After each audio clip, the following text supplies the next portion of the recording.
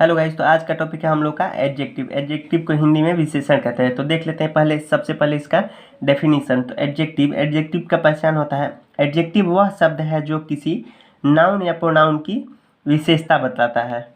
इसका डेफिनेशन है इंग्लिश में, छोटा है ये वाला पहला, an adjective qualify a noun और ए प्रोनाउन। और दूसरा इसका डेफिनेशन है जो कि थोड़ा सा लंबा है, an adjective is a word used to add something to the meaning of a noun और ए प्रोनाउन। जैसे कि इसका एग्जांपल है, it is a good pen. तो यहाँ पे पेन नाउन है, it is a good pen में पेन नाउन है। तो ये एडजेक्टिव जो होता है नाउन और प्रोनाउन की विशेषता बतलाता है। तो पेन अच्छा है तो यहाँ पे गुड हो जाएगा एडजेक्टिव। अब आगे देख लेते हैं काइंड्स ऑफ एडजेक्टिव, यानी कि एडजेक्टिव कितने प्रकार के होते हैं। तो एडजेक्टिव के निम्नलिखित भेद हैं। तो पहला है एडजेक्टिव ऑफ क्वालिफाई। आगे देख लेते हैं एडजेक्टिव।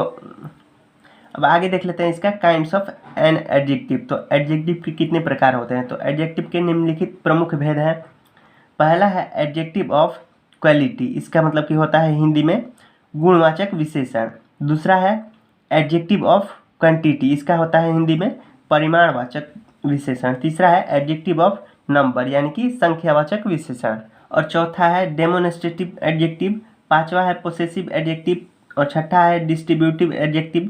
सातवां इंट्रोगेटिव एडजेक्टिव। और आठवां है प्रॉपर एडजेक्टिव। और नौवां इम्फेसाइजिंग एडजेक्टिव। और 10वां है एक्सक्लेमेटरी एडजेक्टिव। इन दोनों का हिंदी में मतलब कि नहीं होता है कुछ भी नाम। बारी बारी से सबके बारे में पढ़ेंगे। तो सबसे पहला है एडजेक्टिव्स ऑफ क्वालिटी। तो इसका पहचान होता है, एडजेक्टिव ऑफ क्वालिटी से किसी व्यक्ति या वस्तु के गुण का बोध होता है। इसका डेफिनेशन है इंग्लिश में, adjective of quality show the quality of a person और थिंग। जैसे कि गुड है, बैड है, वीक है, strong, thing, fat, long, short, ये सब इसके एडजेक्टिव ऑफ क्वालिटी के मुख्य हैं। तो Ram is a good boy, तो राम एक अच्छा लड़का है। तो राम एक कैसा लड़का, अच्छा है, तो ये उसका क्वालिटी है, तो ये क्वालिटी बताता है। दूसरा है it is a very long, यानी कि वह बहुत लंबा है, ये भी इसका क्वालिटी है कि वह बहुत लंबा है। तो ये सब आ जाएंगे एडजेक्टिव ऑफ क्वालिटी के अंतर्गत। अब अगला दूसरा हमें पढ़ना है एडजेक्टिव ऑफ क्वांटिटी। तो इसका पहचान है, यानी कि एडजेक्टिव ऑफ क्वांटिटी से मात्रा या परिमाण का बोध होता है। इसका डेफिनेशन इंग्लिश में, adjective of quantity show how much of a thing is meant. इसके अंतर्गत आता है सम, यानी कि कुछ, मच यानी कि अधिक, लिटिल यानी कि कुछ यानी कि नहीं के बराबर, होल यानी कि पूरा, इनफ यानी कि पर्याप्त, और अलॉट ऑफ यानी कि बहुत, इटीसी। ये सब है मतलब कि क्वांटिटी बताता है, वो होता है एडजेक्टिव ऑफ क्वांटिटी। तो इसका एग्जांपल है, पहला ही हैड सम या मच या लिटिल या नो या इनफ या अलॉट ऑफ राइस। तो ये सब क्वांटिटी है, ये राइस का क्वांटिटी बता रहा है, इसलिए ये सब हो जाएगा एडजेक्टिव ऑफ क्वांटिटी। इसका एक नोट्स है जो कि है, एडजेक्टिव ऑफ क्वांटिटी से मात्रा या परिमाण का बोध होता है, संख्या का नहीं। ऑल या नो या सम इत्यादि कुछ ऐसे शब्द हैं जिनका प्रयोग संख्या का बोध कराने में भी होता है।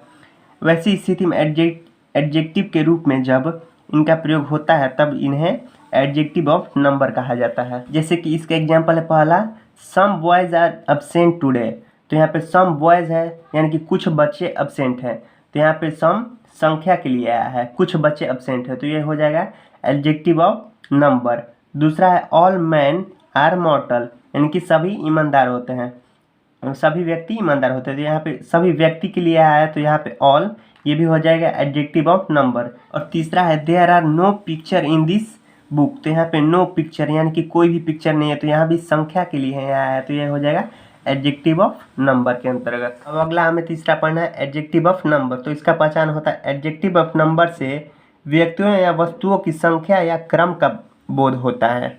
इसका डेफिनेशन है इंग्लिश में, adjective of number show how many persons और थिंग्स आर मेंट और in what order a person और थिंग स्टैंड्स। जैसे कि है few, no, many, some, enough, several, all, one, two, first, second, third, ये सब इटीसी हैं। ये सब नंबर के लिए ही दर्शाए गए हैं। तो ये सब है एडजेक्टिव ऑफ नंबर। तो जैसे इसका एग्जांपल है पहला, he had few, no, many, some, several, enough, two, hours, यानी कि ये सब आवर्स के लिए है, यानी कि इतने आवर्स। तो ये हो जाएगा एडजेक्टिव ऑफ नंबर। दूसरा है ऑल मैन मस्ट डाई, तो यहाँ भी ऑल है, ऑल ये संख्या के लिए है, ऑल मैन मस्ट डाई, तो यहाँ भी संख्या के लिए आया, तो यह भी हो जाएगा एडजेक्टिव ऑफ नंबर। आगे एक नोट से देख लेते हैं। एडजेक्टिव ऑफ नंबर के अंतर्गत आने वाले शब्द 1, 2, 3 etc को कोऑर्डिनल्स तथा फर्स्ट, सेकेंड, थर्ड etc को ऑर्डिनल्स कहते हैं।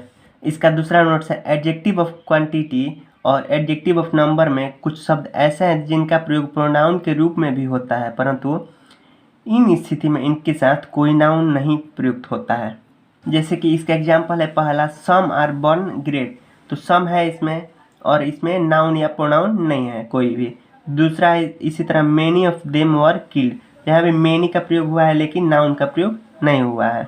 अगला चौथा हमें पढ़ना है डेमोन्स्ट्रेटिव एडजेक्टिव। इसका पहचान होता है जिस एडजेक्टिव का प्रयोग व्यक्तियों या वस्तुओं को सूचित या इंगित या निर्देशित करने के लिए किया जाता है उसे डेमोन्स्ट्रेटिव एडजेक्टिव कहा जाता है। इसका इंग्लिश में डेफिनेशन है the adjective used to point out some person और thing is called a demonstrative adjective. तो इसके अंतर्गत आता है this, that, these, those, such मुख्य डेमोन्स्ट्रेटिव एडजेक्टिव है। जैसे इसके एग्जाम्पल है पहला, this man will guide you, तो दिस यहाँ पे लगा है यानी कि वह व्यक्ति तुम्हें गाइड करेगा, तो यहाँ पे निर्देशित किया गया है, तो यह हो जाएगा demonstrative adjective.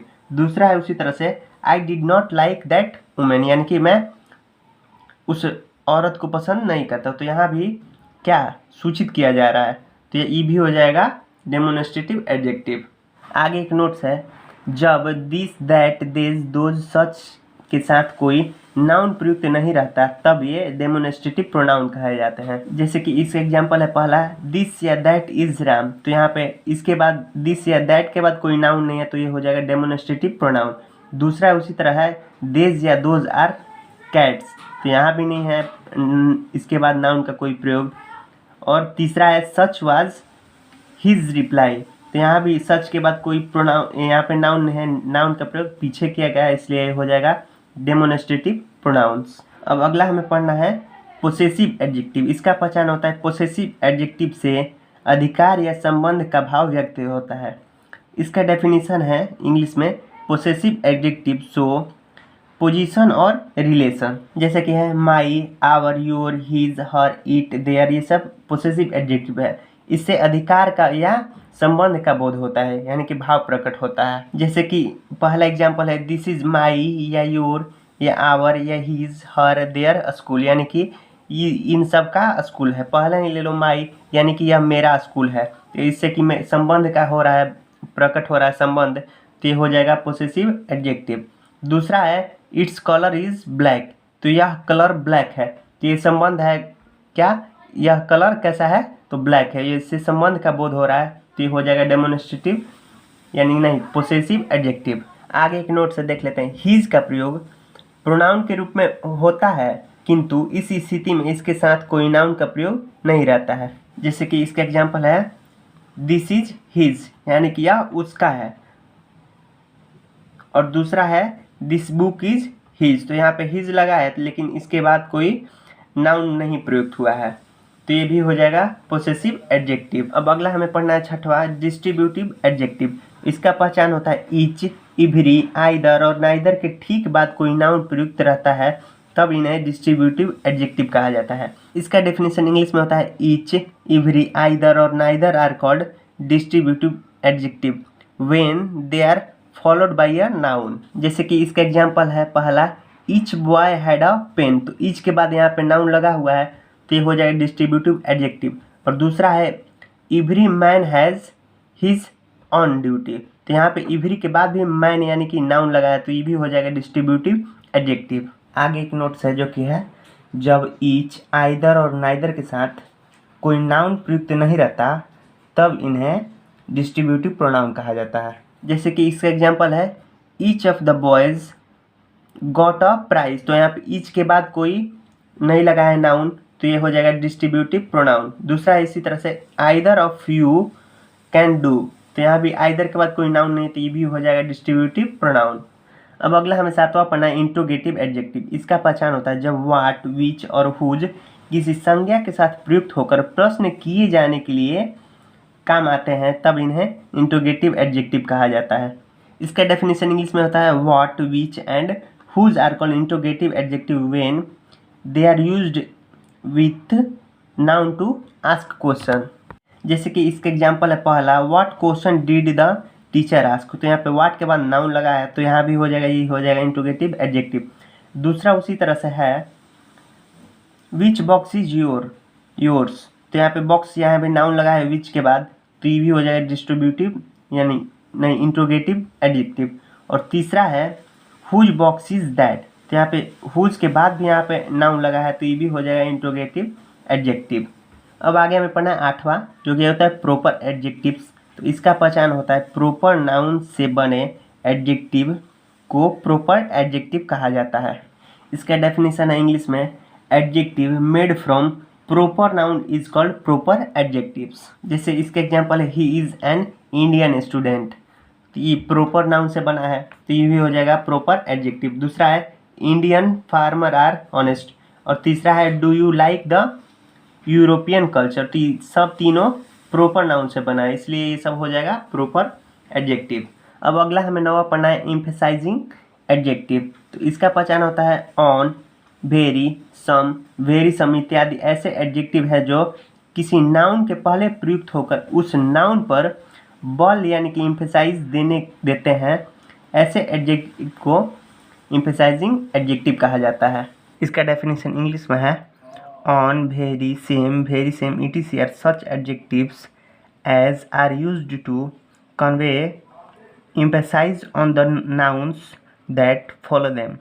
Such adjectives are called emphasizing adjective. जैसे कि इसका एग्जाम्पल है पहला, I saw them with my own eyes, तो इसका कहना है कि मैंने अपनी आँखों से देखा है उसे, तो मैंने अपनी आँखों से देखा है, तो ये आई के आगे पड़ रहा है ऑन आइज यानी कि खुद की आंखों से, तो यहाँ पे एडजेक्टिव आ रहा है, तो इस पे थोड़ा सा बल पड़ रहा है, यानी कि मैंने खुद की आंखों से देखा, ऐसा कह रहा है, तो ये हो जाएगा एम्फेसाइजिंग एडजेक्टिव का एग्जांपल्स। दूसरा है this is the same book I wanted, यानी कि जो मैं बुक चाहता हूँ या बिल्कुल वही किताब है, तो इस पर भी जोर पड़ रहा है, कह रहा है कि बिल्कुल वही किताब है जो मैं चाहता हूँ, तो ये भी हो जाएगा एम्फेसाइजिंग एडजेक्टिव। अब अगला हमें पढ़ना है 10वां टाइप इसका, तो ये होता है एक्सक्लेमेटरी एडजेक्टिव। इसका पहचान होता है जब व्हाट का प्रयोग एडजेक्टिव की तरह किसी एक्सक्लेमेटरी सेंटेंस में होता है, तब इसे एक्सक्लेमेटरी एडजेक्टिव कहा जाता है। अब इसका डेफिनेशन इंग्लिश में what is called exclamatory adjective when it is used as an adjective in an exclamatory sentence. जैसे कि इसका एग्जांपल है पहला व्हाट फॉली, तो इसके मतलब कि इस सेंटेंस के पहले व्हाट का प्रयोग हुआ है, तो ये नाउन है, इसके पहले एडजेक्टिव की तरह हुआ है, तो ये हो जाएगा एक्सक्लेमेटरी एडजेक्टिव। दूसरा है उसी तरह से व्हाट एन आइडिया, तो यहाँ पे एन आइडिया के पहले हुआ है व्हाट का प्रयोग, तो ये भी एडजेक्टिव की तरह ही इसमें हुआ है एक्सक्लेमेटरी सेंटेंस में प्रयोग, तो ये भी हो जाएगा एक्सक्लेमेटरी एडजेक्टिव। उसी तरह से तीसरा है what a piece of work is man, यहाँ पे भी एक्सक्लेमेटरी पहले तो लगा है यहाँ पे सिंबल एक्सक्लेमेटरी सेंटेंस का तीनों में, और कह रहा है what a piece of work in man, तो यहाँ भी अ पीस ऑफ वर्क के पहले लगा है वहाँ यहाँ पे एडजेक्टिव व्हाट, तो ये हो जाएगा एक्सक्लेमेटरी एडजेक्टिव।